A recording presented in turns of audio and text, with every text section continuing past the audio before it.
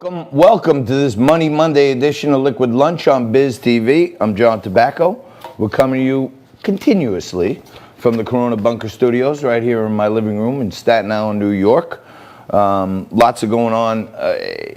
I have been doing a lot of research, which I'm going to fill you in a little later on. You're going to like that. But on Money Monday, we like to focus in on your wallet, your purse, your pocketbook, and let you know what's going on with your money.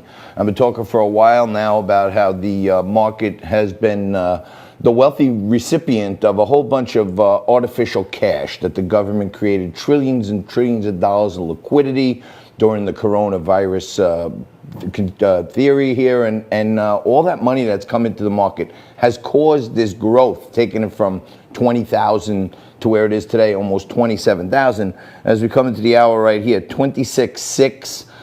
If you remember last week, I said a close under the round number of 27,000 could be bad news because 26 takes us to 24 and then 22. But I had, famed economist, part of the Trump economic team during the 2015 campaign, Stephen Moore, on this show many times. Okay, and going back about 4 months ago when I had him on, I asked him, I suggested an idea to him. Instead of like a PPP program, if we could do a payroll tax holiday. And every company in America, 80% of the employees in America are employed by small businesses. Every small business owner in America has to make a 14% contribution, payroll taxes, of which 7% comes from the employee, 7% comes from the employer.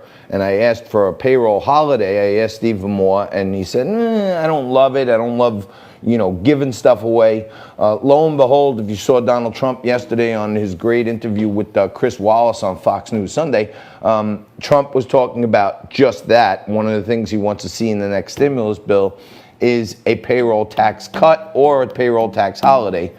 My idea. Stephen Moore laughed at it at first, but then he said it wasn't the worst thing he ever heard. It looks like now it's actually turning out to be in Donald Trump's future plans, and maybe very soon, and that would be tremendously stimulative to the market, because if employers don't have to make a 7% contribution for payroll tax, then they have more money in their pocket, and that may stimulate them to hire people or pay the people that are working for them loyally through the corona more money because they have an extra 7% in their pocket. And the payroll tax also extends to people who are still employed, because 7% less will come out of their paycheck. So your take-home pay will go up by, 6-7%, somewhere in there. So there's a lot of good things happening.